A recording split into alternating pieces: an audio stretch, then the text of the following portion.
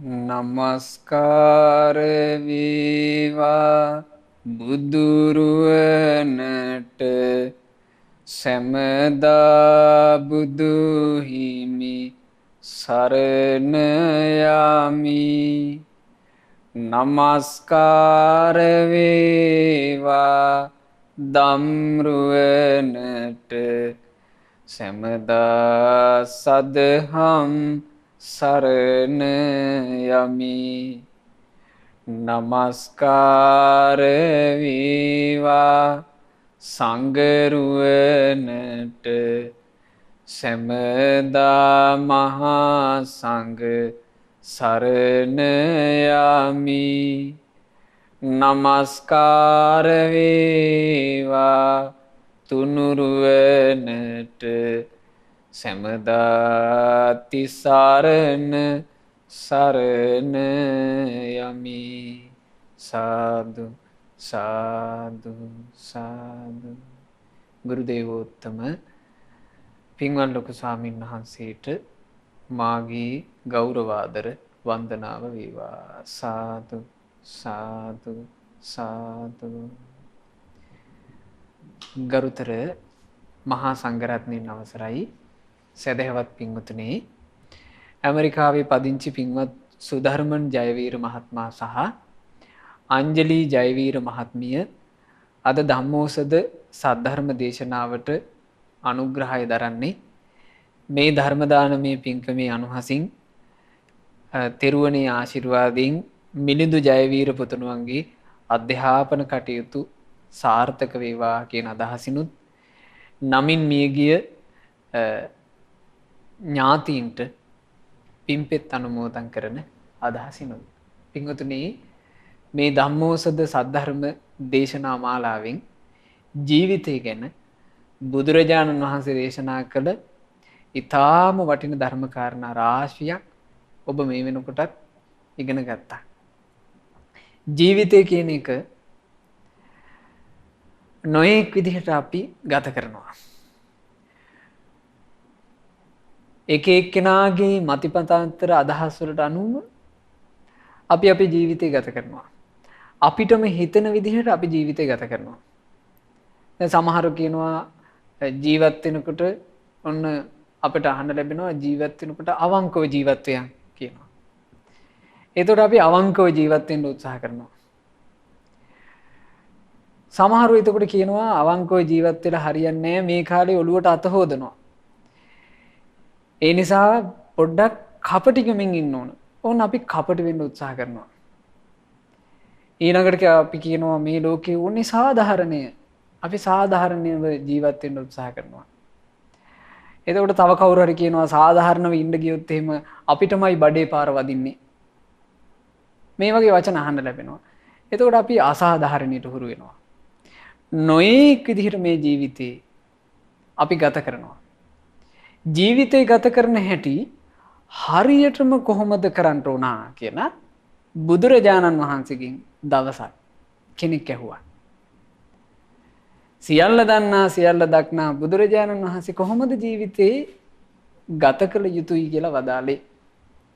දැන් ඔබට හිතෙන්න පුළුවන් නේ ජීවිතේ අහිංසකව ජීවත් වීම හොඳයි, මෛත්‍රියෙන් ජීවත් වීම හොඳයි, කරුණාවෙන් ජීවත් වීම හොඳයි, සාධාරණව ජීවත් වීම හොඳයි. මෙහෙම ඔබට හිතෙන්න පුළුවන්. කොහොමද භාග්‍යතුන් වහන්සේ වදාළේ? බුදුරජාණන් වහන්සේගෙන් අහනවා, ස්වාමීනි කෙසේ ජීවත් වීමද ශ්‍රේෂ්ඨ? බුදුරජාණන් වහන්සේ වදාලා, පඤ්ඤා ජීවින් ජීවිතමහු සෙට්ටං, ප්‍රඥාවෙන් ජීවත් වීමයි ශ්‍රේෂ්ඨ. එතකොට ජීවිතයේ පින්වතුනි ශ්‍රේෂ්ඨත්වයට පත් වෙනවා කියලා කිව්වේ කුමක් නිසාද? ප්‍රඥාව නිසා. ප්‍රඥාව ගැන භාග්‍යතුන් වහන්සේ වර්ණනා කළා. ප්‍රඥාවේ පරතරයට පත්වෙච්චි අපේ ශාස්ත්‍රුන් වහන්සේ ප්‍රඥාව වර්ණනා කළා. පඤ්ඤානුත්තර ආභහ. ප්‍රඥාව කියලා කියන්නේ උතුම් ආලෝකයයි. පඤ්ඤා නරාණං රතනං. ප්‍රඥාව යනු මේ මිනිසයාට තිබෙන වටිනාම වස්තුවයි. පඤ්ඤා මේ ප්‍රඥාව කියලා කියන්නේ මේ ලෝකේ පිරිහුණොත් පිරිහෙන්නේ කෙනෙක් ප්‍රඥාව පිරිහීමෙන්. බලන්න ඒක භාග්‍යතුන් වහන්සේ වදාළ හැටි. මහණෙනි, යම් කෙනෙක් ප්‍රඥාවෙන් පිරිහුණොත් ඔහු සියල්ලෙන්ම පිරිහුණා වෙනවා. ප්‍රඥාවෙන් පිරිහිච්ච කෙනාට මේ ජීවිතයේදීම ජීවත් වෙන්න වෙන්නේ ගොඩාක් දුක් සහිතව, පීඩා සහිතව, වෙහෙස සහිතව, දැවීම් සහිතව. මහණෙනි, ප්‍රඥාවෙන් පිරිහිච්ච කෙනා කය මිදී මරණයට පත් වුණාට පස්සෙත් කැමති වෙන්න තියෙන්නේ දුගතියමයි. බලන්න පින්වතුනි, ප්‍රඥාවක් අහිමි වීමේ තියෙන ශාපය. පින්වත් මහණෙනි, යම් කෙනෙක් ප්‍රඥාවෙන් පිරිහුනේ නැත්නම් ඇත්තෙන්ම ඒ අය පිරිහිලා නැහැ. බලන්නේ අර්ථය. යම් කෙනෙක් ප්‍රඥාවෙන් පිරිහුනේ නැත්නම් ඇත්තටම ඒ අය පිරිහිලා නැහැ. ඔන්න කෙනෙක් ධන සම්පත් වලින් පිරිහෙන්න පුළුවන්. හැබැයි ප්‍රඥාවෙන් පිරිහිලා නැත්නම් පිරිහුන්නේ නැහැ. කෙනෙකුට ඥාතීන් නැතුව යන්න පුළුවන්. ප්‍රඥාවෙන් පිරිහුන්නේ නැත්නම් ඔහු පිරිහුනේ නැහැ. කෙනෙකුට තමන්ට තියෙන දේපල සම්පත් නැතුව යන්න පුළුවන්. දේපල සම්පත් නැතුව ගියත් ප්‍රඥාවෙන් පිරිහුනේ නැත්නම් ඔහු පිරිහුන්නේ නැහැ. අපි හිතමු ප්‍රඥාව පිරිහිච්ච කෙනෙක් ඉන්නවා. මිනිසයාට දේපලක් තියෙනවා, වස්තුවක් තියෙනවා, ධනයක් තියෙනවා. නමුත් මිනිහා පිරිහිලා.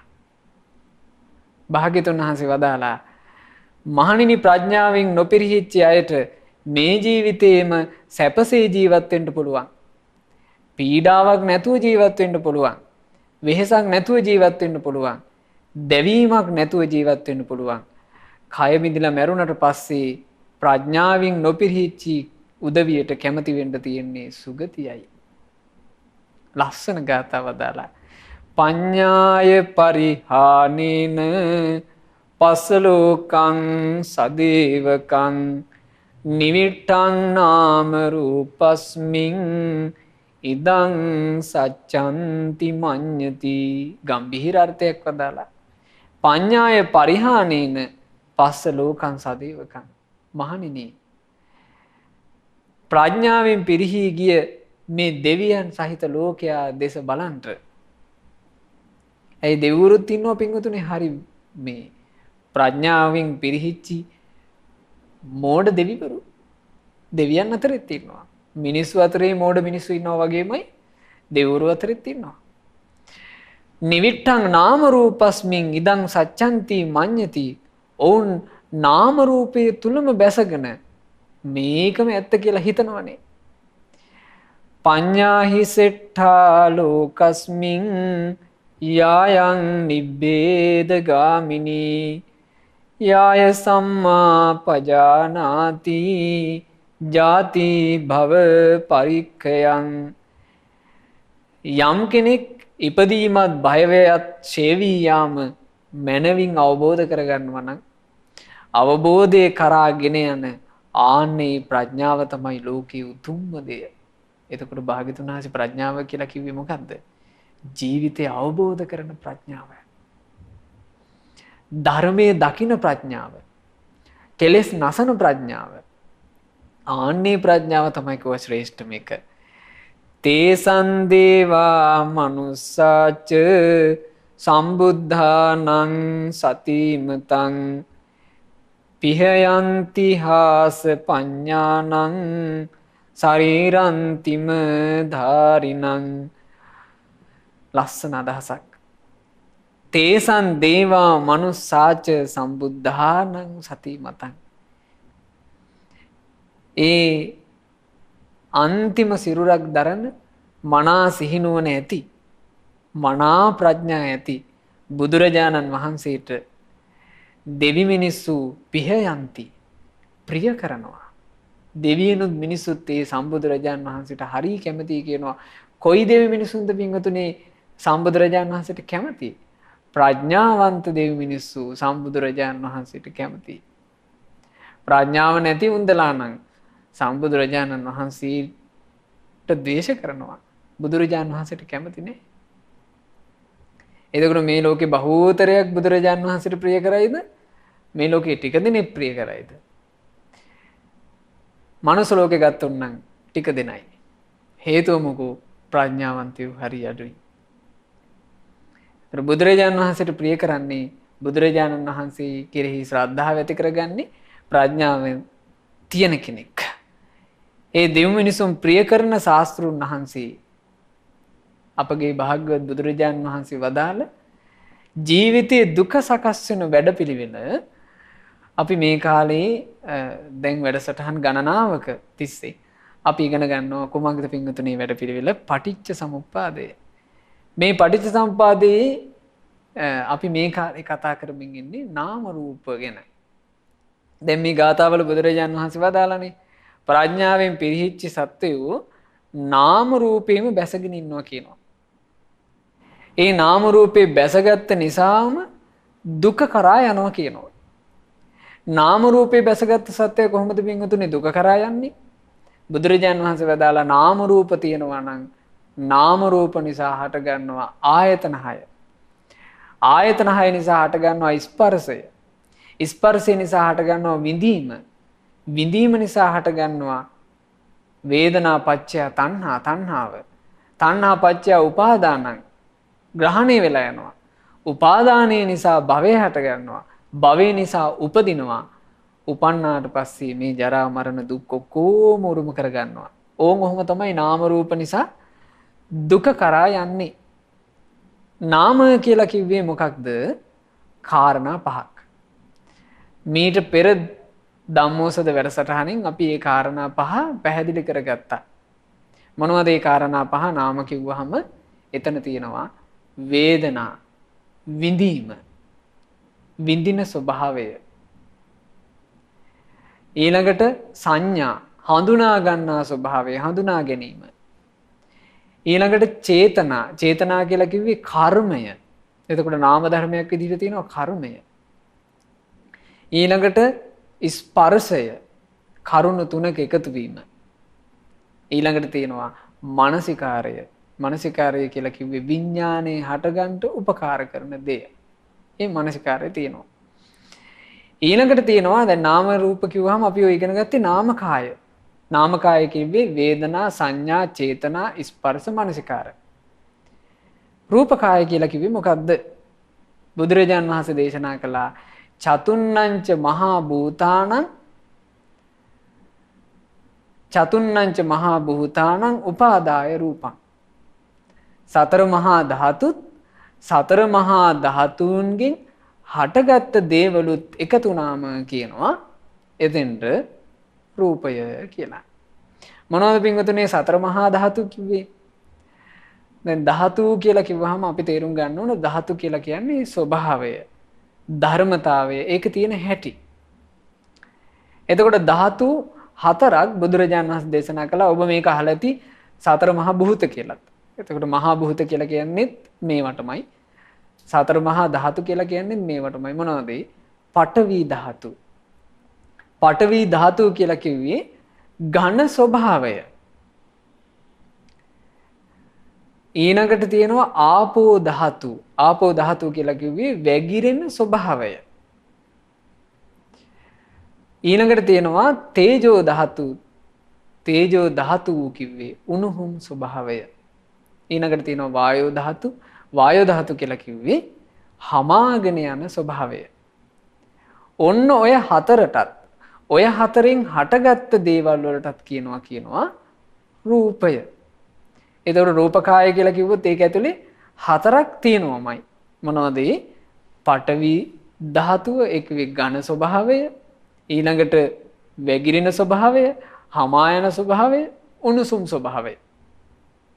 මෙන්න මේ හතරත් මේ හතරින් හටගත්ත දේවල් වලටත් අපි කියනවා සතර මහා ධාතු. එතකොට සතර මහා ධාතුන්ගෙන් හටගත්ත රූප නෙමෙයිද මේ බාහිර තියෙන්නේ. අපි ගත්තොත් ගොඩනැගිලි සතර මහා ධාතු. ඊළඟට වාහන සතර මහා ධාතු. මේ ගස්කොළ සතර මහා ධාතු. මේ හැමදේම සතර මහා ධාතු.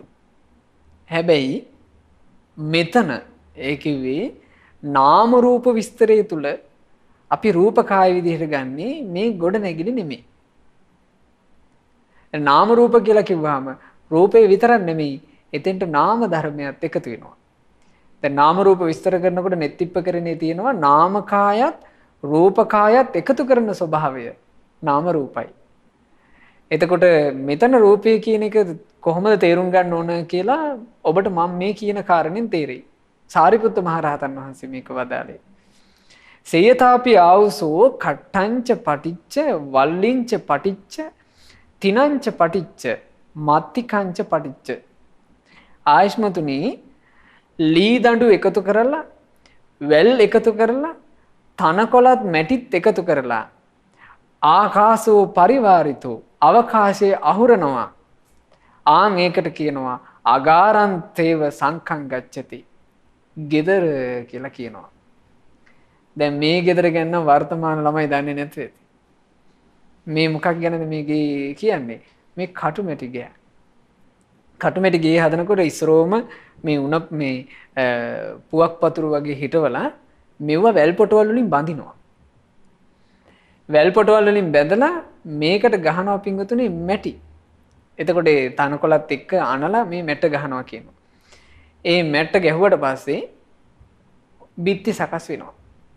බිත්ති සකස් වෙලා මේකට වහලේ ගැහුවට පස්සේ අපි ඒකට කියනවා ගෙදර කියලා. හැබැයි මේක ඇත්තටම මොනවද තියෙන්නේ? ඇත්තටම තියෙන්නේ ලී පතුරු. ඇත්තටම තියෙන්නේ වැල්. ඇත්තටම තියෙන්නේ මැටි, තනකොළ. හැබැයි ඔය ඔක්කොම ටික එකතු වුණාම අපි හිතෙන්න කියනවා ග්‍රහය, ගෙදර. අන්න ඒ වගේමයි ඒව මේවකෝ ආවසෝ. ආයෂ්මතුනි ඔය විදිහමයි. අට්ඨිංච පටිච්ච ඇටසැකිලි නහරුංච පටිච්ච නහරත් මන්සංච පටිච්ච මසුත් චම්මංච පටිච්ච හමත් එකතු වෙලා ආකාශෝ පරිවාරිතෝ මේ අවකාශය අහුරගත්තහම රූපන්තේව සංඛං ගච්ඡති. ඒකට කියනවා රූපය කියලා. එහෙනම් මෙතන රූප කියලා අපි ගන්නේ කුමක්ද? මේ සතර මහා ධාතුකින් හටගත්ත සත්වය අපි ගන්නේ. ඒකේ හරීම ලස්සනයි මේ ජීවිතේ විස්තර කරපු හැටි. අපි මෙහෙම නෙවෙයි පිංගුතුනේ ජීවිතේ දිහා බලන්නේ. දැන් අපි ගෙදර දිහා වුණත් බලන්නේ එහෙම නෙවෙයි. ඔන්න ගෙදරක් හදලා තිබුණොත් එහෙම අපිට ගේ හදපුව අමතකයිනේ. අපි බලන්නේ ලස්සන ගේ කියනවා. අපි හිතමු ලස්සන බිල්ඩින් එකක් අපි ගත්තොත් එහෙම ওই බිල්ඩින් එකේ ඇතරම තියෙන්නේ ගඩොල්, සිමෙන්ති. ඒ වගේනේ හදලා තියෙන්නේ. මේ කොන්ක්‍රීට් කණු අස්සේ තියෙයි කම්බි. නමුත් අපි බලන්නේ ඒකේ බාහිර හැඩේ. හරි ලස්සන ප්ලෑන් එකකට කරලා තියෙනවා. හොඳ සැලැස්මක්. අපි සමහරට අහනවා කවුද මේ සැලසුම යන්නේ? අපි බාහිරට හරි ඉක්මනට වසඟ වෙලා යනවා. ওই වගේමයි අපේ ජීවිත ගත්තත් අපට අමතකයි මේ කාස්සේ මොනවද තියෙන්නේ? මේකේ තියෙන්නේ ඇටසැකිල්ලය. ඇට ටික වෙහෙට මෙහෙට වෙන් වෙන නිසා මේක නහර වැල් වලින් මූට්ටු වෙලා තියෙනවා. හරියට අර වරිච්චි ගෙදර අර උණ පතුරු ටික එහෙම නැත්නම් මේ පුවක් පතුරු ටික එහෙට මෙහෙට යනවට වැල් පොටවල් වලින් ගැට ගැහුවා වගේ නහර වලින් මේ ඇට සෙට් එක ගැට ගහලා තියෙනවා. ඒ ඇට අස්සට මස් පුරවලා තියෙනවා හිර වෙන්න. ඔය කොහොම ටික ඇතුළට දාලා හැම කියන රෙද්දෙන් මේක වහනවා. ඔබ දැකලා ඇති ඇක්සිඩන්ට් එහෙම වුණාම මේ පාරවල වල මිනිස්සු චප්ප වෙනකොට ගානට මේ ටික ඔක්කොම එළියට ඇවිල්ලා තියෙන හැටි. එතකොට හැම කියන රෙද්දෙන් වහලා අවකාශය අහුරවුවාම අන්න ඒකට කියනවා රූපය. එතකොට මෙතන සතර මහා ධාතු කියලා අපි ගන්නේ මේ නාම රූප කතාව ඇතුලේ. අන්න ඒ රූපය. මෙතන රූපකාය කියලා ගන්නේ අපි ඒක. එතකොට අපිට මේ බිල්ඩින් එකක් ගන්න බෑ මෙතන රූපකාය විදිහට. හේතුව ඒකට නාම ධර්මය අයිති නැති නිසා. නාම ධර්මය අයිති වෙන්නේ මේ නාම ධර්මයේ ක්‍රියාත්මක වෙන්නේ මේ අවකාශයේ අහුරන ලද ඇට එකතු වෙලා නහර වැල් එකතු වෙලා සම්මස් එකතු වෙලා අවකාශයේ අහුරපු රූපේ. බුදුරජාණන් වහන්සේ මේ ජීවිතය ගැන දේශනා කරනකොට ඔය සතර මහා ධාතු ඒක තියෙන්නේ ආසිවිසෝපම සූත්‍රයේ. බුදුරජාණන් වහන්සේ සතර මහා ධාතු ගැන කිව්වා මෙහෙම.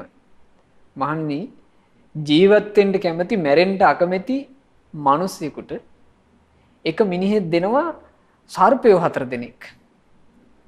මේ සර්පයෝ 4 දෙනා දීලා කියනවා මිනිස්සෙෝ මේ සර්පයෝ 4 දෙනා හරි දරුණුයි. මේකුන් දෂ්ට කරනවා. මේකුන් දෂ්ට කරන්නේ කිපුණොත් ඒ නිසා මිනිහෝ වෙලාවට නාවපන්, වෙලාවට කවපන්, වෙලාවට පරිස්සම් කරපන්. නැත්තම් මේකුන් දෂ්ට කරයි කියලා සර්පය 4 දෙනෙක් මේ මිනිහාගේ ඇඟේ ගැහුවා කියනවා. ඒ මිනිසයා මේ ජීවත් වෙන්න කැමති, මැරෙන්න අකමැති නුවණ තියෙන මිනිස්සෙක්. ඒ නිසා මේ සර්පය 4 දෙනා දාලා දුවන්න පටන් ගත්තා කියනවා. එතකොට සර්පය 4 දෙනා කියලා කිව්වේ වෙන කිසිවකට නෙමෙයි. සතර මහා ධාතු එක සර්පෙක් තමයි පඨවි ධාතු. අනික් සර්පයා ආපෝ ධාතු. අනික් සර්පයා තේජෝ ධාතු. අනික් සර්පයා වායෝ ධාතු.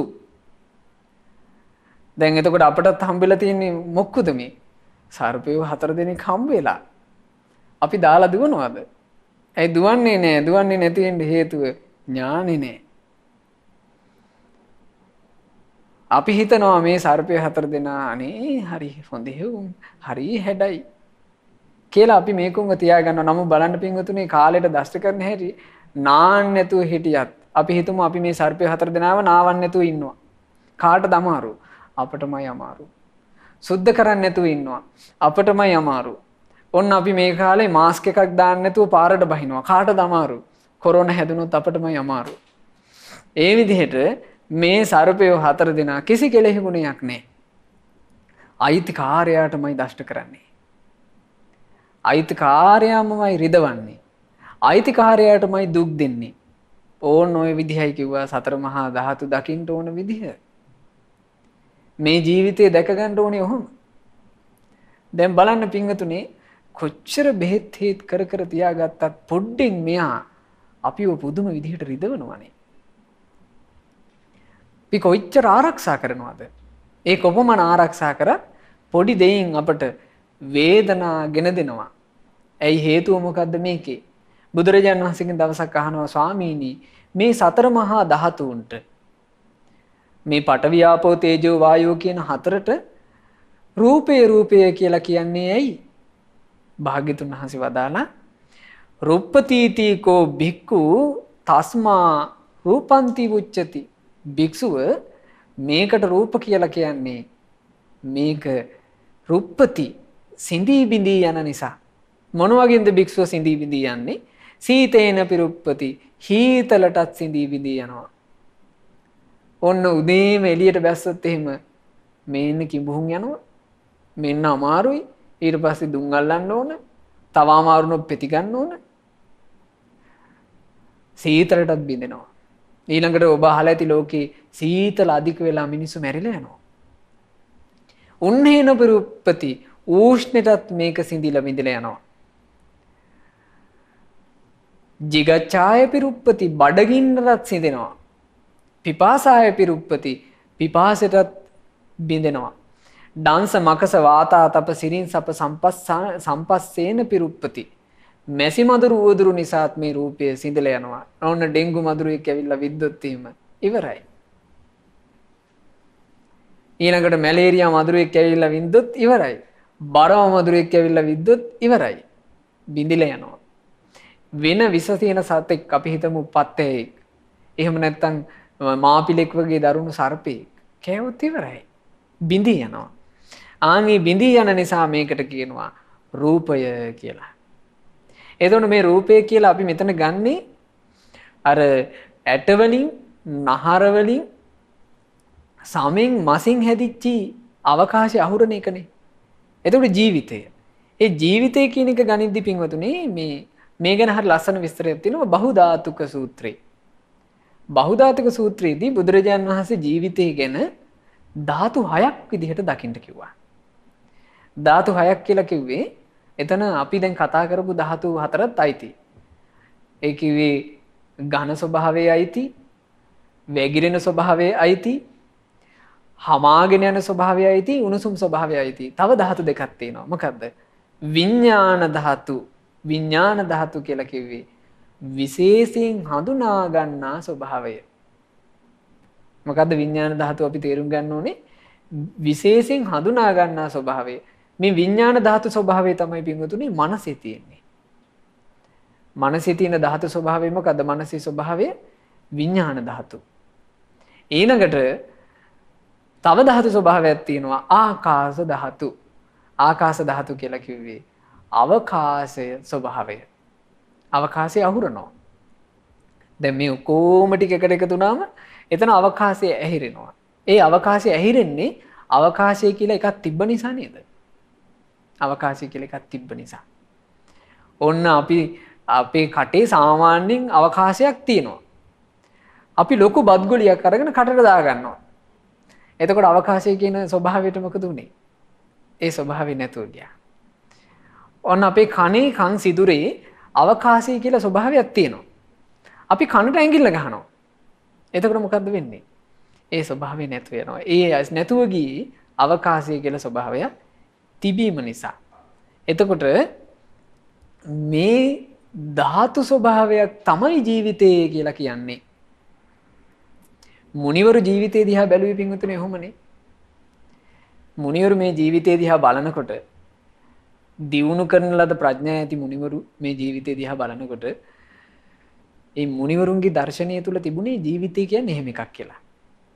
දැන් වර්තමානයේ බටහිර ජාතීන් දේව නැහැ. මට මතකයි අපේ සාමින්හාසේ නමක් මේ සුද්දෙකුට කියලා දීලා තියෙනවා මේ ජීවිතයේ ස්වභාවය මෙයයි කියලා. එතකොට මේ සුද්ද අහනවලු දැන් මේක මේ හොඳට තියෙන ශරීරේ මේ හොඳට තියෙන එක මේ ඇයි අපි මේ පිළිකුලයි කියලා බලන්නේ? මේක හොඳට තියෙනවනේ. ඕන සුද්දගේ ඥානෙ.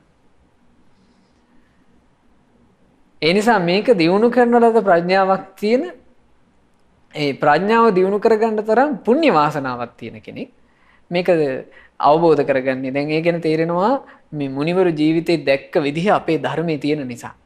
ඒක අවස්ථාවක රට්ටපාල මහරහතන් වහන්සේ ඔබ අහලා තියෙනවනේ ගොඩාක් රට්ටපාල මහරහතන් වහන්සේ ගැන. රට්ටපාල මහරහතන් වහන්සේ පැවිදි වෙලා අරහත්ත්වයට පත් වෙලා තාත්තගේ ආරාධනාවට තමන් වහන්සේගේ නිවසට ගියානේ මේ නිවසට වැඩම කළානේ දානෙට. දානෙට වැඩියට පස්සේ මේ තාත්තට උවමනාවක් නැහැ රට්ටපාල ස්වාමීන් වහන්සේ පැවිද්දේ තියන්ට.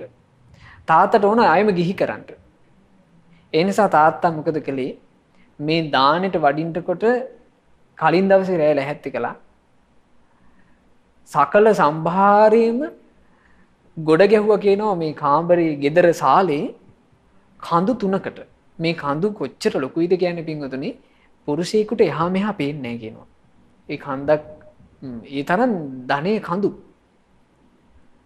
ඊට පස්සේ මේ රට්ටපාල ස්වාමීන් වහන්සේට ගිහි කාලේ ඉඳලා තියෙනවා බිරින්දෑවරු 4 දෙනෙක්. මේ 4 දෙනාට කිව්වා වැන්දබු කාන්තාවෙනි උඹලා හෙට අපගේ ආර්ය පුත්‍රයන් වහන්සේ අපගේ රට්ටපාලයන් වහන්සේ වඩිද්දී උඹලා ලැහැත්ති වෙන්න ඕන හොඳට සිහිපත් කරගනින්නලා උන්වහන්සේ ගෙදර ඉන්න කාලේ යම් ඇඳුමක් ඇඳගෙන ඉන්නවා දැක්කහම සොඳුරි ඔය ඇඳුමට නම් ඔයා හරි ලස්සනයි කියලා කිව්වනම් ආන්ගේ ඇඳුමම මතක් කරලා ඇඳගනින්න කිව්වා. එතකොට දැන් මේ මොකද කරන්න ලැහැත්තේ? මුන්නහසේ එක්කෝ ධනෙන් වසඟ කරන්න ඕන. එහෙම නැත්තම් මේ කාන්තා රූපය ඉස්සරහට දාලා වසඟ කරන්න ඕන. දැන් ලෝකේ මුලාවටපත් වෙච්ච ජනයාව වසඟ කරන්න ලේසිම එකක් නේ කාන්තා රූපය. දැන් බලන්න දැන් මේ කාන්තා රූපය මුල් කරගෙන නෙමෙයි මුළු ලෝකෙම වසඟ කරා යන්නේ. මේ ටයර් රෙඩ් වලටත් කාන්තාව දාන ඕන ඉස්සරහට. දාලා මේ ලෝකයේ ඒ කාන්තා රූපය කියන එකකින් වසඟ කරවන්න උත්සාහ කරනවානේ. මුනිවරුන්ව එහෙම කරන්න බෑ. ජීවිතේ දැක්ක උතුමන්ව එහෙම කරන්න බෑ. රට්ටපාල ස්වාමීන් වහන්සේ ගෙදෙට්ට වැඩලා ඒ දානෙට වැඩ ඉන්නකොට අර කහවණු කඳු පෙන්නලා තාත්තා කියනවා පුතේ රට්ටපාල මේ ධනෙ උඹටයි අයිති. පුතේ රට්ටපාල ගිහිවියන්. එතකොට රට්ටපාල මහරහතන් වහන්සේ කියනවා තාත්තේ ඔයා මං කියන දේ අහනවා නම් ඔය ධනෙට කරන්න ඕන දේ මං කියන්න. කමක් නැද්ද කියලා ඇහුවා. එතකොට කිව්වා පුතේ රට්ටපාල කියන්න. තාත්තේ ආන් අර එහා පැත්තින් ගලාගෙන යන අචිරවතී නදියට කරත්තවල පටවෙන ගිහිල්ලා ඔය ධනෙ දාලා අමතක කරලා දාන්න ඔය ධනය. එතකොට තාත්තට සැනසෙල්ලක් තියෙයි කිව්වා. ඇයි මේ ධනෙ හින්දා මහා කරදරේ රැක ගන්න ඕන. ඒ මුනිවරු ජීවිතේ දැක්ක විදිය. ඊළඟට ඒක කියලා ඉවර වෙනකොටම තාත්තට තේරුණා සල්ලි වලින් අල්ලන්න බෑ. ඇස් වලින් මේ සංඥා කරා කාන්තාව 4 දෙනාට. දැන් අර කාන්තාව 4 දෙනා ඉස්සරහට එනවා. අනේ අපගේ ආර්ය පුත්‍රය. එහෙනම් ඔයා මේ සිවුරක් පොරවගෙන මේ උතුම් ජීවිතයක් ගත කරන්නේ අපටත් වඩා ලස්සන කාන්තාව බලාගෙනද කියලා ඇහුවා. ඇයි මේ ජීවිතේ සැප කියලා හිතන්නේ එව්වනේ. එහෙම හිතාගෙන නේද අර කාන්තාව 72ක් පතාගෙන මේ මිනිස්සු බෝම්බ තියාගෙන මැරෙන්නේ. ඇයි හිතන්නේ පොඩ්ඩක් හැඩට ගෑනු කෙනෙක් ලැබුණා නම් සැප ලැබුණා කියලා. අහනවා ඔබ වහන්සේ මේ උතුම් ජීවිතයක් ගත කරන්නේ අපට වඩා ලස්සන අය බලාගෙනද? එතකොට රට්ටපාල මහරහතන් වහන්සේ කියනවා නැගණිවරුනි මම මේ බඹසර රකින්නේ ගෑනු පතාගෙන නෙමෙයි කිව්වා. ඒ කියනකොට අර කාන්තාවන්ට වාව ගන්න බැරුව ගියා. මොකද ගෙදර ගෘහි ජීවිතේ ඉන්නකොට මේ කාන්තාව 4 දිනාවටම කතා කළේ සොඳුරිය කියලා. දැන් නැගණිය කිව්වා. දරා ගන්න බැරි වුණා. එහිම්ම කලන්තේ දාලා වැටුණා. ඒ වෙලාවේ රට්ටපාල ස්වාමීන් වහන්සේ හරීම ලස්සනට ජීවිතය ගැන කිව්වනේ. පස්ස චිත්ත කතං බිම්බං අරුකායන් සමුස්සිතං. මේ ජීවිතේ දිහා හොඳට බලන්න කියනවා. මේක නිකන් අටෝලා තියෙන එකක් කියනවා. ආතුරං බහු සංකප්පං යස්සනත්ති දුවන්ටිති. මේ අහුරපු ජීවිතය ඇතුළට වෙලා කෙලෙස් සහගත සංකල්පනා හිත හිත මිනිස්සු ලෙඩ වෙලා කියනවා. මේකේ තියෙන්නේ ස්ථීර දෙයක් නෙමෙයි කියනවා. ස්ථීරද පින්වතුනි මේ ජීවිතේ? කිසිවක් ස්ථීර නැහැ. අපි තරුණ කාලේ මේ දසන් පෙන්නලා හිනහ වෙනවා. අනේ අපේ දත් ටික ගැලවෙනවා. දත් ටික ගැලවිලා යන කාලෙනකොට අපේ හිනහව ඉවරයි. අපි තරුණ කාලේ දවසට දෙතුන් පාර නාලා මේ ශරීරය ලස්සන කරගන්නවා. මොකද හැම හරි හැඩ නිසා. හැම හරි සනීප නිසා. අනේ වයසට යනකොට මෙව වැහැරිලා යනවා. අල්ලන්නක් කැතයි. තරුණ කාලයේ තරුණයෝ මේ ශරීරයෙන් බර වැඩ කරනවා. නොයෙක් බර උස්සනවා. ඊළඟට රණ්ඩු දබර කරගන්නවා. නාකි වෙනකොට Tamanට ඕන තැන මේ කකුලවත් තියාගන්න බැරුව යනවා. මේ කිසිවක් ස්ථිර නැහැ. පස්ස චිත්ත කතං රූපං. මේ රූපෙ දිහා හොඳට බලන්න. මනිනා කුණ්ඩලේනච. මේ රූපය කියන එක මිනි කොඩොල් වලින් සරසනවා. කනට කරාඹු දානවා. නහයටත් මුදු දානවා. නහයටත් දානවනේ රවුමට කරාඹු මුදු.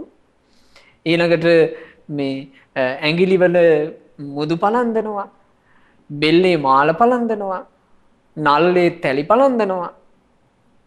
කීයක් පලඳනා තියෙනවද මේකට? මිනි කොඩොල් වලින් සරසනවා.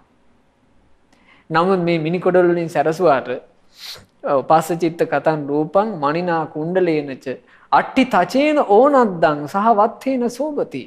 ඇත්තම මේ රූපය කියලා කියන්නේ ඇට සැකිල්ලක් හැමකින් වහපු එකක් නේ. ඇට සැකිල්ලකුයි මස් ගොඩකුයි මේක හැමකින් වහලා තියෙනවා. ඕක හැඩ වෙන්නේ වෙන මොකකින්වත් නෙමෙයි. සහ වත්තේන සෝබති. වස්ත්‍රයෙන් කියනවා. වස්ත්‍රයෙන් නෙවෙයිද පින්වතුනි හැඩ වෙන්නේ. වස්ත්‍රයෙන් හැඩ වෙන නිසානේ ඔබේ ගෙදර කබඩ් එක ඇරලා බලන්න. කබඩ් එකේ විලාසිතා කීයක රෙදි තියනවද කියලා. ඇයි මේ? එකම වස්ත්‍රයක් පොරවන්න පුළුවන් මේ ශරීරේ හැඩන. නෑ. වස්ත්‍රයෙන් මේ සිරුර හැඩ වෙනවා. එතකොට මිනිස්සු වස්ත්‍රයේ ඉඳලා මුලා වෙලා මුනිවරයා කියලා කියන්නේ ජීවිතය ඇතුළටම දකින්න කෙනෙක්.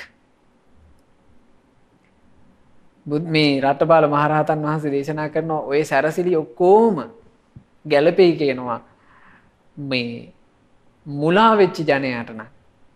හැබැයි නිවන හොයාගෙන යන කෙනෙකුට ජීවිතය ඇත්ත හොයාගෙන යන කෙනෙකුට ඕකින් ඇති වැඩක් නෑ කියනවා. මේ රූපේ ගැන මුනිවරු දැක්කේ අසාර වූ පෙන පිඩක් වගේ. පේන පින් රූපමං රූපං. පඨවි ආපෝ තේජෝ වායෝ කියන මේ හතරෙන් සකස් වෙච්ච එක පෙන පිට වගේ.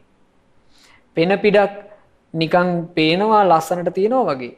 හැබැයි ඒකේ ඇති කිසිම සාරයක් නැහැ. ඊතා ඉක්මනින් මේ පෙන පිට නැතුව යනවා. ආන්න ඒ පෙන පිට වගේ කියනවා මේ රූපය. ඒ අසාර වූ රූපේනුත් අසාර වූ නාම ධර්මයන්ගෙනුත් මේ දෙකීම එකතුවෙන් හට ගන්නවා ඇස. ඒ කියලා කිව්වේ කොහොමද අපි මේක තේරුම් ගන්න ඕනේ? සතර මහා ධාතුන් එකතු වෙලා අර අවකාශයේ අහුරන එක හැදෙනවා. මොකක්ද අවකාශයේ අහුරන එක?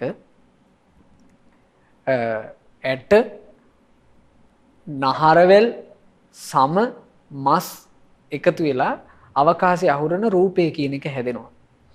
ওই අවකාශයේ අහුරන එක තුලම තමයි ඇස, කන, නාසය, දිව, කය, මනස කියන එක ඇති වෙන එක. කොහොමද? මේ අවකාශයේ අහුරන රූපයයි බාහිර රූප අඳුනා ගන්නා ස්වභාවය, බාහිර රූප විඳිනා ස්වභාවය, බාහිර රූප මුල් කරගෙන කර්ම සකස් වෙන ස්වභාවය හට ගන්නවද? අන්න ඒකට කියනවා ඇස කියන ආයතනය. එතකොට මේ සතර මහා ධාතුන්ගෙන් හටගත්ත එක ඇතුළේම ස්පර්ශයේ ක්‍රියාත්මක වෙන්න පුළුවන් පසුබිම හැදෙනවා. මානසිකාරයේ වැඩ කරන්න පුළුවන් පසුබිම හැදෙනවා. ඒ තුලින් රූප අඳුනගන්න, රූප විඳින්න, රූප මුල් කරගෙන චේතනා පහල කරන්නට, කර්ම සකස් කරගන්න පුළුවන් පරිසරය හැදෙනවා. අන්න ඒකට කියනවා ඇස. එහෙමනම් පින්වතුන් මාත් එක්කම කියන්න මේ ඊතුරු ආයතන ගැන. ඔන්න මේ සතර මහා ධාතුන්ගෙන් හටගත්ත එක තුලම මානසිකාරයේ ක්‍රියාත්මක වෙන්න පුළුවන් විදිහේ ඊළඟට ඒ මානසිකාරයේ ක්‍රියාත්මක වෙලා කනේ ස්පර්ශය කියන ස්පර්ශය හට ගන්න පුළුවන් පසුබිම හැදෙනවා. ඒ තුලින්ම ශබ්ද අඳුනගන්නට, ශබ්ද විඳින්නට, ශබ්ද මුල් කරගෙන චේතනා පහල කරලා කර්ම සකස් කරගන්න පුළුවන් පරිසරය හැදෙනවාද? අන්න ඒකට කියනවා කන නම් වූ ආයතනය. එතකොට මේ ඇස කියලා කියන්නේ ස්වභාවයක්. බුද්ධ දේශනාවේ තියෙනවා චක්කු ධාතු, ඇස නම් වූ ධාතු ස්වභාවය. සෝත ධාතු, කන නම් වූ ධාතු ස්වභාවය. ගාන ධාතු, නාසය නම් වූ ධාතු ස්වභාවය. ජීවහා ධාතු, දිව නම් වූ ධාතු ස්වභාවය. කාය ධාතු, කය නම් වූ ධාතු ස්වභාවය. මනෝ ධාතු, මනස නම් වූ ධාතු ස්වභාවය. එතකොට මේන්න මේ විදිහට රූපකාය සහ නාමකාය කියන දෙකම එකතු වුණාම එතෙන්ට කියනවා අපි නාම රූප. ඒ නාම රූප කියන දෙය හට ගැනීමෙනුත් නාම රූප ඉපදීමෙනුත් ආයතන 6 කියන එක හට ගන්නවා, ආයතන 6 කියන එක උපදිනවා. දැන් අපි හිතමු කෙනෙක් මහන්සි ගන්නවා කියලා ඇහැ ඇතුලේ නාම රූප හොයන්න. ඇහැ ඇතුලේ නාම හොයන්න මහන්සි ගන්නවා, රූප හොයන්න මහන්සි ගන්නවා. කනේ නාම හොයන්න මහන්සි ගන්නවා, රූප හොයන්න මහන්සි ගන්නවා. මේ විදිහට ආයතන 6 නාම රූප හොයන්න මහන්සි ගන්නවා කියලා හිතමු. ඒක විමසිය යුතු ක්‍රමය නෙමෙයි. අපි විමසන්නේ මේ විමසීම කරන්නේ ආර්ය න්‍යාය තුල මිසක් අපිට ඕන විදිහට නෙමෙයි. අපි න්‍යාය තුල විමසුවේ නැත්නම් අපි න්‍යායෙන් පිටපයින්නවා. ඊට පස්සේ අපිට නිකන් හිතේවි මං හරි ජම්බූර එකක් විමසනවා කියලා. නමුත් අපි විමසන්නේ විමසිය යුතු සීමාවෙන් පිට. ඒ නිසා පින්වතුනි සීමාව අඳුන ගන්න. සීමාව මොකද්ද? ඉමස්මින් සති ඉදං හෝති. නාම රූප ඇති කල්හි ආයතන 6 ඇත. ඉමස්ස උප්පාදා ඉදං uppajjati. නාම රූප උපන් කල්හි ආයතන 6 උපදී. මෙන්න මේක තමයි විමසිය යුතු සීමාව. දැන් අපිට මෙහෙම ගන්න බෑනේ. ඔන්න ජරා මරණ ඇති වුණේ ඉපදීම හින්දා කියලා අපි ඉගෙන ගත්තා. අපිට පුළුවන්ද ජරා මරණ ඇතුලේ වයසට යාම ඇතුලේ ඉපදීම හොයන්න? ලෙඩවීම ඇතුළේ ඉපදීම හොයන්න ඒක අපිට කරන්න විදිහක් නැති එකක්. ඒක වැරදි කල්පනාවක්. ආන් ඒ විදිහමයි අපි තේරුම් ගන්න ඕනේ. එතකොට එතන තියෙන්නේ මොකද්ද? ඉපදීම තිබීම නිසා ජරා මරණ නැත. ඉපදීම උපන් නිසා ජරා මරණද උපදී. ඒක තමයි ආර්ය න්‍යාය. ඒ ආර්ය න්‍යාය අනිත් පැත්තක් තියෙනවා නිරෝධය. ඉමස්මින් අසති ඉදං නහෝති. ඉමස්ස නිරෝධා ඉදං නිරුජ්ජති. එතකොට ඉපදීම කියන එක නැති කල්හි ජරා මරණද නැත. ඉපදීම නිරුද්ධ වූ කල්හි ජරා මරණද නිරුද්ධ වී යයි. ආන් එහෙම තමයි අපි මේක තෝරගන්න ඕන. ඒ විදිහට තෝර බේර ගත්තොත් තමයි අපි හරි විදිහට කල්පනා කරන්නේ. මේ විමසීමේ සීමාව කියන එක අපි හොඳට තේරුම් අරගෙන ඉන්න ඕන එකක්. ඒ විමසීමේ සීමාව තේරුම් අරගත්තේ නැත්නම් පින්වතුනි අපි මේ ධර්මයන් ඉගෙනගෙන අපිට ඕන විදිහට හිතන්න ගන්නවා. අපිට ඕන විදිහට හිතන්න ගන්නකොට අපි හිතමු මේ ප්‍රශ්නේ අපි අහනවා ස්වාමීනි මේ ආයතන 6 ඇතුලේ ඇහැ ඇතුලේ නාම රූප මම බලන්නේ කොහොමද? මනස ඇතුලේ නාම රූප බලන්නේ කොහොමද? මෙහෙම අහනවා කියලා. ඒ අහන එකට යම් කෙනෙක් පිළිතුරක් දුන්නොත් එහෙම වැරදි පිළිතුරකට උනත් අපි අහුවෙලා යනවා. ඇයි හේතුව? අපි විමසිය යුතු නැති දෙයක් අපි විමසන්ට අරන්. ඒ නිසා අපි විමසිය යුතු සීමාව හොඳට තේරුම් අරගන්න ඕන. කොහොමද විමසන්නේ ආර්ය ශ්‍රාවකයා? බුදු නුවණ මුල් කරගෙන ඔන්නේ ආ ධර්ම ඥානයක් ලැබුවා. ඒ ඥානයට මම මේ වැඩසටහන් මාලාවේ කියලා දුන්නා. ඒ ඥානයට අපි කියනවා ධම්මේ ඥානං. ධර්මයෙන් ඇති කරගත්ත නුවණ. පින්වතුන් අද ධර්මයෙන් ඇති කරගත්ත නුවණ මොකද්ද? ආයතන 6 හටගන්නේ නාම රූප නිසා. අන්න ධර්මයෙන් ලැබුණු නුවණක්. ආයතන 6 කියලා කිව්වේ දුක උපද්දන 6. දුක නිපදවන 6 මොනවද? ඇස, කන, නාසය, දිව, කය, මනස. මේ 6න් තමයි දුක උපද්දන්නේ. ඒ දුක උපද්දන නිසා දුක නිපදවන 6ට අපි කියනවා සලආයතන. ආයතන 6. ආයතන 6 හටගන්නේ නාම රූප නිසා. නාම රූප හට ගැනීම නිසා ආයතන 6 හට ගන්නවා. නාම රූප ඉපදීම නිසා ආයතන 6ත් උපදිනවා. එතකොට ආයතන 6 උපන්නේ නාම රූප කියලා ගත්තාම අපි එහෙම නාම රූප කියලා අපි කතා කරනවා. ඒ තමයි මේ ධර්ම ක්‍රමය අපි මතක තියාගන්න විදිහ. නාම කියලා කිව්වොත් එතන පහක් තියෙනවා. ඒ මොනවද නාම කිව්වහම පහ? මේ නාම කියලා කිව්වේ වේදනා, සංඥා, චේතනා, පස්ස, මනසිකාර කියලා කියන්නේ නාම. රූප කියලා කිව්වොත් එතන හතරක් තියෙනවා. පඨවි, ආපෝ, තේජෝ, වායෝ කියන හතර. දැන් අනිත් ධාතු දෙක ඇයි මේ රූප කියන තැනට ගන්න නැත්තේ? ආකාශ විඤ්ඤාණ දෙක. ඒක අරූපී. රූප ස්වභාවයට අයිති නැති නිසා. නමුත් ජීවිතය ගැන කතා කරනකොට ඒ තුල ආකාශ ධාතුවක් තියෙනවා, විඤ්ඤාණ ධාතු ස්වභාවයක් තියෙනවා. එතකොට ජීවිතය ගැන අපි මෙතන කතා කරන්නේ.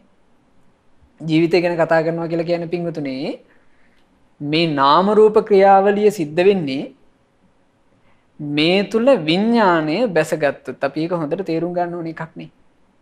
විඥාණයත් එක්ක තමයි මේකේ ක්‍රියාකාරීත්වය තියෙන්නේ. විඥාණය බැහැර වුණාට පස්සේ බුද්ධ දේශනාවේ තියෙන්නේ දැන් අපි ගත්තොත් මලකුණක්. මෘත ශරීරයක් මැරිච්ච කෙනෙක් මිනි පෙට්ටියක නිදන් ඉන්න කෙනෙක්. එයන් මේ නිකන් ගොඩනැගිල්ලක් වගේ තමයි. ගොඩනැගිල්ලේ පඨවි ආපෝ තේජෝ වායෝ තියෙනවා. මේ ඒ ධාතු ස්වභාවයන් තියෙනවා ගොඩනැගිල්ලකත් ගහකත් තියෙනවා. ඉතින් ඒ වගේ තමයි අර මල කඳෙත් තියෙන්නේ ඔය හතර. ඒක ඇතුලේ නෑ ස්පර්ශය සකස් වෙන පසුබිම. ඒ මෘත ශරීරේ නෑ විඥානය උපදින පසුබිම. ඒ මෘත ශරීරය තුල නෑ විඳින හඳුන ගන්න කර්ම සකස් වෙන ස්වභාවය. ඒක අපි හොඳට තේරුම් අරගන්න ඕන එකක්. ඉතින් අපි දැන් තෝර බේර ගත්තා නාම රූප තිබීම නිසා ආයතන 6 තියෙනවා. ඒතකොට නාම රූප කියලා කියන්නේ කාරණා දෙකක්. නාම කායත් රූප කායත් එකතු වෙලා හැදෙන එක නාම රූප. නාම රූප නැත්තම් එහෙනම් නාම රූප නිරුද්ධ වුණොත් ආයතන 6ත් නිරුද්ධ වෙනවා. ආයතන 6 නිරුද්ධ කරන්න තියෙන ප්‍රතිපදාව ආර්ය අෂ්ටාංගික මාර්ගය. දැන් කොහොමද මේක විමසන්නේ? විමසනවා කියලා කියන්නේ මොකද්ද? මේ ලැබපු ඥාණය අතීතයටත් ගලපනවා. අතීතයට ගලපන්නේ කොහොමද? අතීතයේ ආයතන 6 හටගත්තා නම් හටගත්තේ නාම රූප හටගත්ත නිසා. අතීතයේ ආයතන 6 නිරුද්ධ වුණා නම් නිරුද්ධ වුණේ නාම රූප නිරුද්ධ වීමෙන්. දැන් මේක අනාගතයට ගලපලා බලනවා. අනාගතයට කොහොමද ගලපන්නේ? අනාගතේ ආයතන 6 හටගත්තොත් හටගන්නේ නාම රූප හට ගැනීමෙන්. අනාගතේ වුණත් ආයතන 6 නිරුද්ධ වෙනවා නම් නිරුද්ධ වෙන්නේ නාම රූප නිරුද්ධ වීමෙන්. එතකොට මේ තියෙන නුවණ තුල නිෂ්ඨාවකටපත් වෙන එකයි ඔහු කරන්නේ. ඒ නිෂ්ඨාවකටපත් වීමට කියනවා අන්වයේ ඥාන. ඒ කියලා කියන්නේ ධර්මයේ නිසා තමන් ලද නුවණ. බුදුරජාණන් වහන්සේ දේශනා කළා ඔන්න ඔය විදිහට අතීතයටත් අනාගතයටත් මේ ධර්ම ක්‍රමයේ ගලප බලබලා කෙනෙක් තමන් තුළ නුවණක් ඇති කරගත්තා නම් ආන් එබඳු කෙනාට කියනවා නිවන් දොරේ හැපි ඉන්න කෙනා. මම මේක තේරෙන්න ඔබට කෙටියෙන් කතාවක් කියන්නම්. දැන් කාල වේලාව ඉක්ම ගිහින් තියෙන නිසා. සුප්පබුද්ධ කියලා කුෂ්ඨ රෝගියෙක් හිටියා. අහලා ඇතිනේ සුප්පබුද්ධ ගැන. ඔහු කුෂ්ඨ රෝගියෙක්. ඔහු ගාව ධනෙ නැහැ. ඔහු ගාව දීපල නැහැ. ඔහුට ඥාතීන් නැහැ. හැබැයි ඔහු ගාව තිබුණා ප්‍රඥාව. මම මේ ධර්ම දේශනාව පටන් ගන්නකොටම කිව්වා මේකේ වටින මේක ප්‍රඥාව. ඔහු ගාව වටින මේක තිබ්බා. දවසක් මොහු බුදුරජාණන් වහන්සේගේ ධර්මය අහනවා. ධර්මය අහුවට පස්සේ මොහු ගාව වටිනාම දේ තියෙන නිසා ධර්මය අවබෝධ වුණා. ඒ කිව්වේ ඔහුට අහන්න ලැබෙනවා ජීවිතය ගැන බුදුරජාණන් වහන්සේ කියන දහම් කතාව. අනිත්‍ය ගැන ඔහුට අහන්න ලැබුණා. සියල්ල අනිත්‍යයි. ඔහු අහනවා. ඒ අහපු එක ඔහුගේ කුමක්ද? ධම්මේ ඥානය. එතකොට ඔහු ඒක ගලපලා බලනවා. අතීතේ වුණත් සියල්ල අනිත්‍යයි. අද වුණත් සියල්ල අනිත්‍යයි. අනාගතේ වුණත් සියල්ල අනිත්‍යයි. මේකේ නිට්ටය මොකුත් නැහැ. අන්න ඔහු ඒ ධර්ම ක්‍රමය තුල නිෂ්ඨාවකටපත් වුණා. අන්වේ ඥානයක් ඇති කරගත්තා. ඒක නසන්න බෑ. ඔහු මුලා කරන්න බෑ. ධර්මය අවබෝධ කළා. දැන් මේ සුප්පබුද්ධ අවබෝධ කරපු ශ්‍රාවකෙක් විදිහට යනකොට සාග්දේවිදු කල්පනා කළා දැන් මේ සුප්පබුද්ධ කියන කුෂ්ඨ රෝගියා දිලින්දෙක් ධර්මය අවබෝධ කරලා ඉන්නේ. මේ දිලින්දට කවුරු හරි පරිභාෂ කරොත් එහෙම එයාට ගොඩක් පව් සිද්ධ වෙනවා. ඒ නිසා මිනිසුන්ව පවෙන් බේර ගන්න ඕනේ කියලා සාග්දේවිදු අහසේ පෙනී ඉන්නවා. පෙනී හිටියේ කහවණු කලයක් අරන්. මේ කහවණු කලේ අතේ තියාගෙන සක්‍රයා කියනවා සුප්පබුද්ධ මං ඔහෙට මේ කහවණු කලේම දෙනවා. හැබැයි ඔහෙ එකක් කරන්න ඕන. මොකද්ද කරන්න ඕනේ කියලා අහුවා. ඔහේ හන්දියක් ගාන ගිහින් කියන්න ඕන. අර ශ්‍රමණ බවත් ගෞතමයන් වහන්සේ සියල්ල අනිත්‍යයි කියලා එකක් කියනවා. උන්වහන්සේ කිව්වට සියල්ල අනිත්‍ය නෑ කියලා ඔහේ කියන්න ඕනේ කිව්වා. එතකොට මේ සුප්පබුද්ධ අහනවා ආකහේ හිටියට කමන්නේ කවුද ඔහේ කියලා ඇහුවා. මම සක්‍රයා කිව්වා.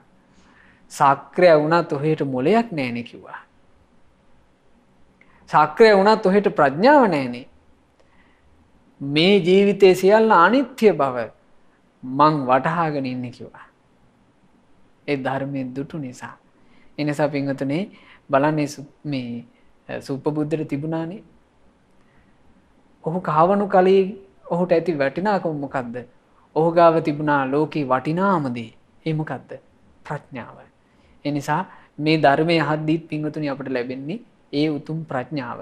අපට ඒ ආර්ය ප්‍රඥාව ඇති කරගත්තොත් අපටත් පුළුවන් වෙයි මේ මුනිවරු දැක්ක ධර්මය දැකලා අපේ ජීවිත සුවපත් කරගන්න.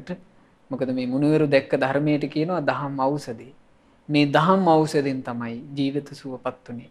අපි හැම දිනාට මේ දහම් ඔසුවින් ජීවිත සුවපත් කරගන්න වාසනාව ලැබිත්වා. සාදු සාදු සාදු.